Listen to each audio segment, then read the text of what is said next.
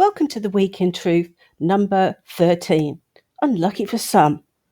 Now, because of the recent Sean Atwood debacle, I've been saying to people, do you remember the People's Voice? Do you remember the People's Voice? But some of today's truthers are so young they don't remember the People's Voice, which makes me feel very old. So, having said that, the People's Voice was a internet TV channel set up by David Icke and some other people that went tits up in spectacular fashion. A number of people, including Richie Allen and Sonia Poulton, were involved in this doomed enterprise. And I think it was at that point that I started to get really disillusioned by the truth movement and so on.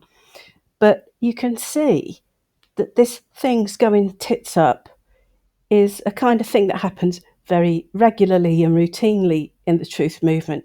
And I think it's part of the whole intelligence agency template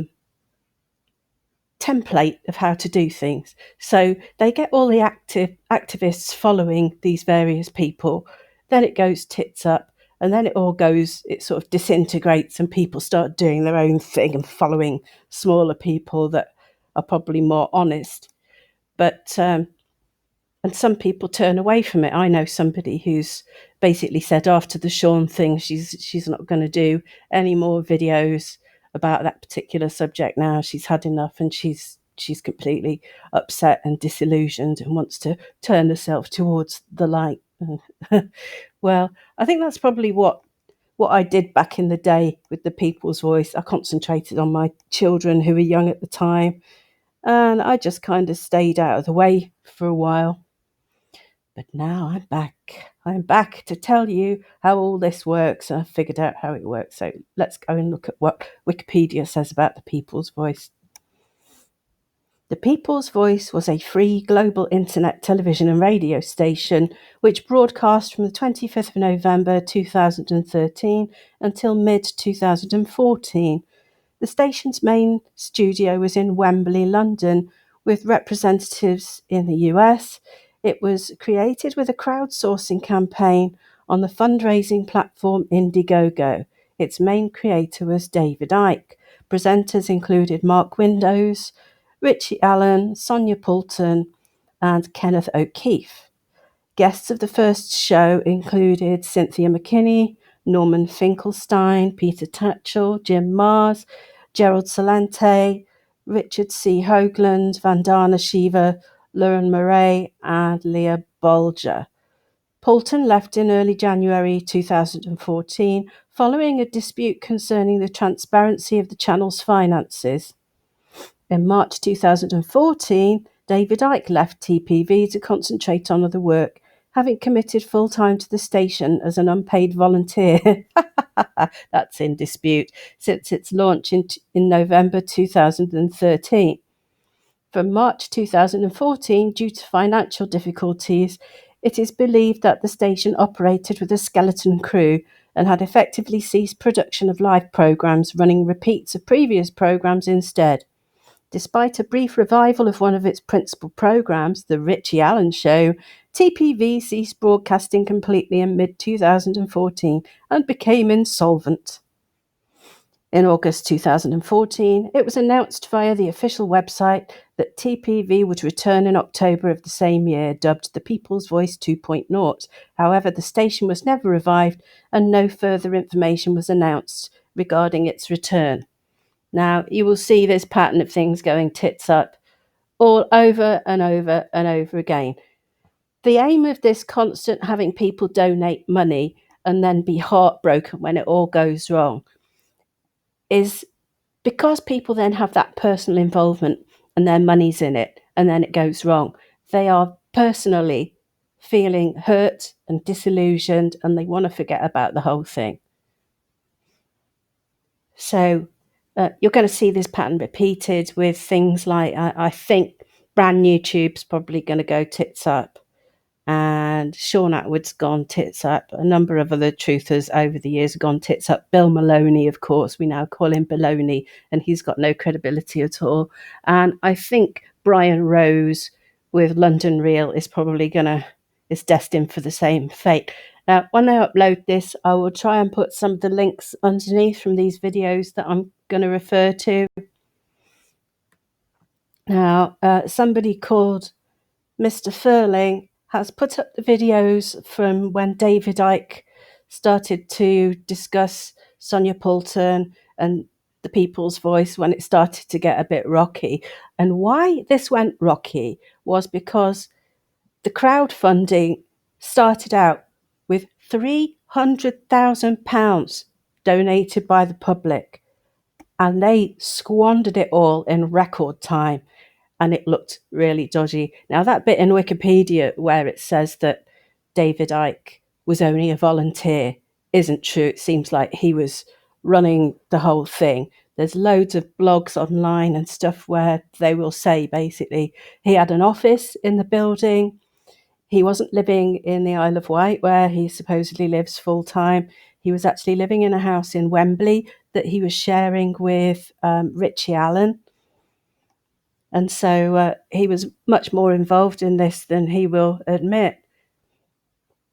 So anyhow, what this video goes on about, and there's 3 parts of it, and he actually says at one point that they didn't set it up as a charity because then they would have been gagged as to what they could say. Now, there are laws about charities concerning when they get grants from the government and their funding comes from government, that they then have to not so much say positive things about the government, but they're expected not to say bad things about the government or government policies, which of course is unacceptable. It shouldn't be like that, but it is. However, they could have set up as a charity, not accepted any money from the government. I mean, heck, they didn't need to. They had this £300,000. They could have made that last a really long time with all the advances. I mean, 2013, 14 is not that long ago. They had computers and digital cameras, and they basically didn't need to buy a whole heap of stuff. And they could have probably done it all from out of a couple of rooms for not very much money at all. But they insisted on buying somewhere that was an absolute wreck and trying to do it all up, and they really got out of their depth. But I think really this was the plan from the beginning, because I believe they're all intelligence agency people, as you know, so they were all getting a salary anyway from GCHQ, and basically they've got this money that they conned the public out of with the aim of leaving everybody kind of gutted, brokenhearted and disillusioned. So they went through it all in record time.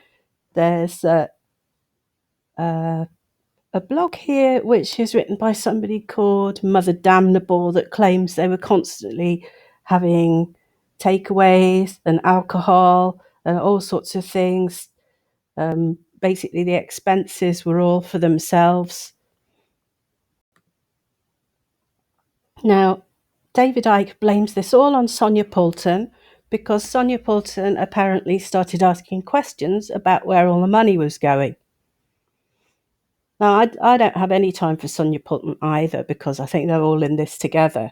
And noticeably, Sonia Poulton hasn't kind of abandoned doing truth things. She obviously has been hanging around with Sean Atwood, doing a lot with Sean Atwood, until he recently has come out as something of a fraud as well. So, you know, Sonia Poulton seems to be an albatross, really. She's got the opposite of the Midas touch. Everything she touches turns to shit. So I don't know what to say about this. It was, at the time, everybody was so gutted, and it really exposed a side of David Icke that he wouldn't be challenged about where all the money had gone. He denied his involvement in running it and just said that he was a volunteer. And he said some really nasty things about Sonia Poulton as well. And at the time, his web forum on the David Icke website, the web forum was quite a thing. They just deleted anybody who posted anything regarding this.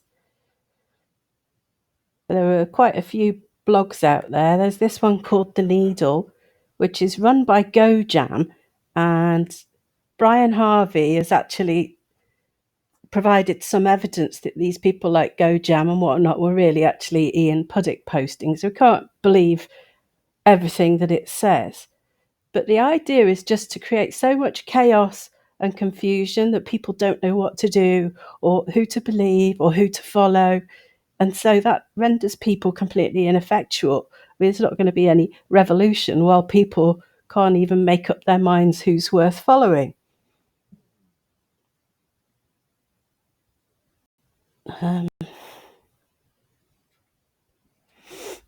Let's see, there's one or two other bits here.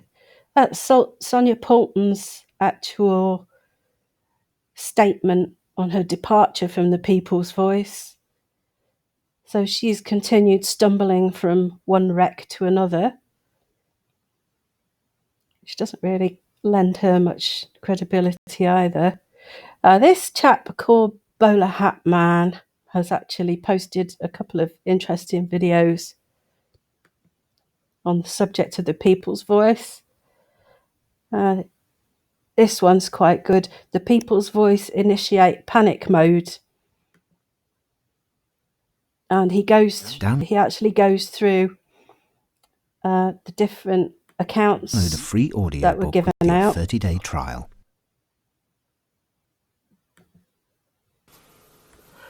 So you can see there, they actually, in the end, did give out their accounts, but really it didn't sort of break anything down.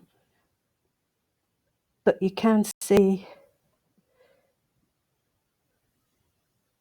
direct wages, £75,000, website, travel, accommodation, hotels, food and catering. The worst thing about this was they tried to sting the public again. I had this telethon where they wanted to raise another £100,000 to keep the thing going. So this was just my little reminder of back in the day and the People's Voice. And I would think we're going to see the same thing again with London Real, because Brian Rose just looks like an absolute con man. So that's a short video, but for those of you who aren't as old as I am and can't remember the People's Voice,